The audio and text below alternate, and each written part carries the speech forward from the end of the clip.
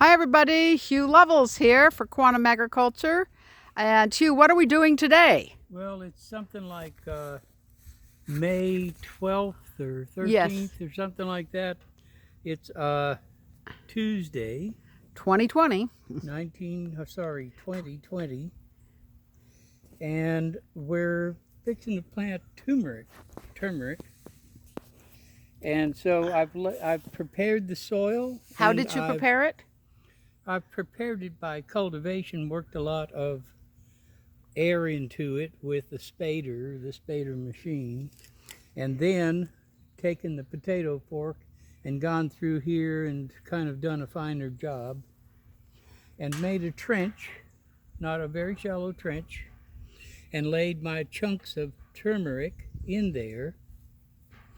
And this was turmeric that we purchased at the grocery store, isn't it? Yeah, this was purchased from the store. And it's good. And wasn't really all that well preserved over the winter or anything.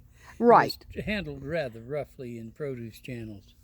However, And these this look... is kind of the dregs of the produce. Yeah, but this still looks better roots than the ones that they brought from the farmer's market. Yeah, well, I'm using some of them.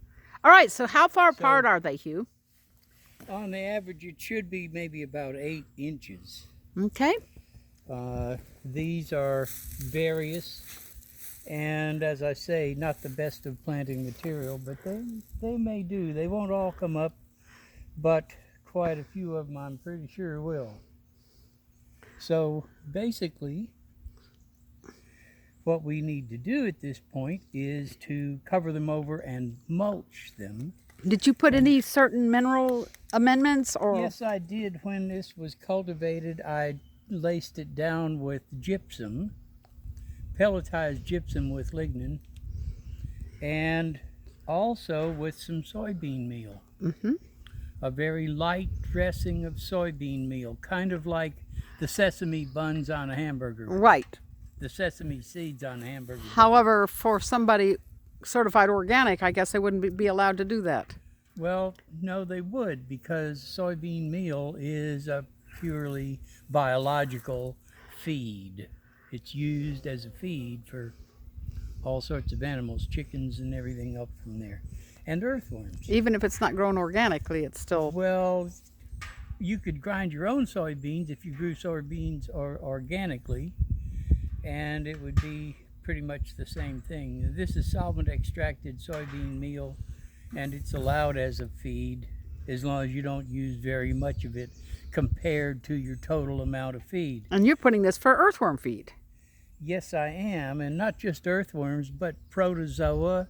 There's these centipedes in here. There's all sorts of nematodes and mites and other columboles, multi-legged, segmented animals. You call the animal life in the soil. Yeah, it's, you just kind of, there's so much of it and so many kinds that you just have to kind of lump it together in categories.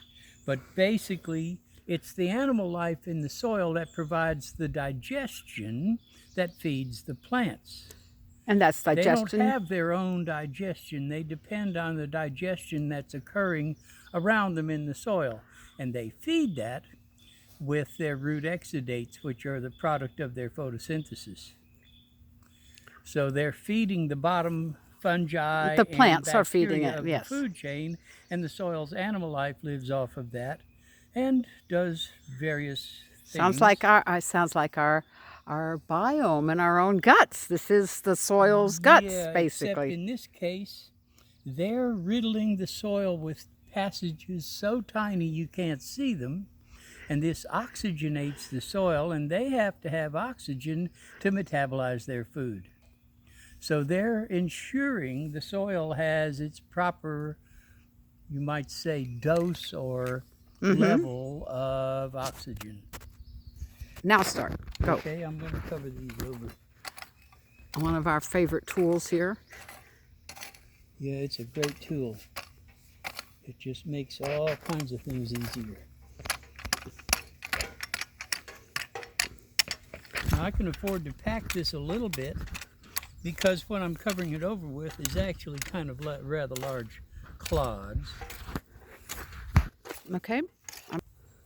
So now I'm following Hugh to get mulch hay that he grew right here on this fenced-in garden. And we're going to carry it up, and he's going to talk to you. Meanwhile, life begets life. Here is the field from a few days ago that he was hand scything. He's completed the scything now, and then also mowed it off. The spader is coming in here this evening. So all of that field, now let me show you. I'm going to walk around and show you the piles of hay that he harvested from that little, I don't know, 1/10 of an acre field here or less.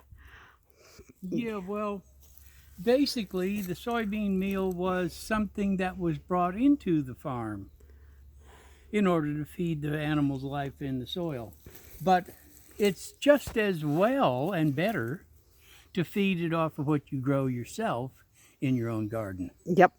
And that's basically the principle of biodynamics, is that you're growing the food for the animals on your farm, and the animals are supplying the digestion that grows the food.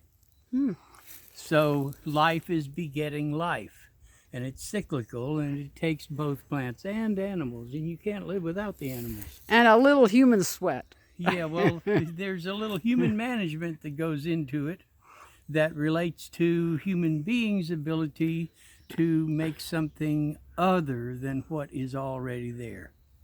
Oh, excellent. So what we're doing here is the human management is actually causing an increase, and a rather dynamic increase, of life in the soil and environment. Right now, we're going to take some of this. This was hay just that cut was mulch. yesterday or the day before, so it's very green. Yeah, 2 days ago. 2 days ago, okay. And it's really good tucker for these soil animals. And if you spread it out as mulch, then it's habitat. Yeah. It protects them from the sun and from the birds eating them and all those kinds of things. And it protects them from floods and droughts and all those other things. So basically, you're providing habitat. It's also food. So they'll be munching this down and multiplying themselves mightily as they feed it to the plants. Great. So this is actually the fertilizer for the turmeric. Ha ha ha ha. So, but it has to be digested by all those soil animals. So, and if I recall correctly, this is This was barley, rye, wheat, snow peas, and crimson clover. The snow pea vines. This was crimson clover. This was fleabane and cleavers and wild geranium and turnips and just all sorts of. It's a great diversity. A winter cover crop. Yeah, that you put together yourself. Heavy. Boy, there was a lot of biomass. Yeah, we are going to dig down in a bit, and we're going to look at the biomass that's under where you cut all this, because it's amazing. It's all matted together. It's life, you know. It's full of life under there. And the spader's going to come through here tonight and spade these perfect rows and dig it just deep enough for planting the corn. All right, Hugh. Okay. Now, basically, I have to walk uphill with this great mass of... And you don't want to use the wheelbarrow? Yeah, I could use the wheelbarrow, but actually, this is something that I learned from my mother's sister's husbands in Sandpoint, Idaho, when they put up hay, and I was 6 years old, and I rode the hay wagon and packed the hay down while they threw hay on the wagon. And they raked up this hay, and they had these huge pitchforks full of hay that they just walked around with. You know, they carried them to the wagon, of course. We have one of those huge pitchforks, by the way. And so basically, I've stacked up a bunch of hay here, and I've stuck my pitchfork in it, kind of like they did, my Uncle Billy and Uncle Frank. Whoa! And now I walk uphill to the garden with it, and I don't need a wheelbarrow. Oh, you forgot your mule legs here. Wow, I'm impressed. How much do you think that weighs, Hugh? I don't know. A bale of hay, basically. Only Hugh Lovel, 74 years old. I swear, God bless his heart forever. All right, all you young farmers, this is the way it's done. This is what you call cardio in the gym. But it's good cardiovascular exercise. I'm so proud of you. So, basically, this is going to go down here on top of the turmeric. And maybe we can have a pause here for a minute. Hold on. Go. Okay, oxygen is the element that carries all the vitality in things. So I've put this coarse mulch down.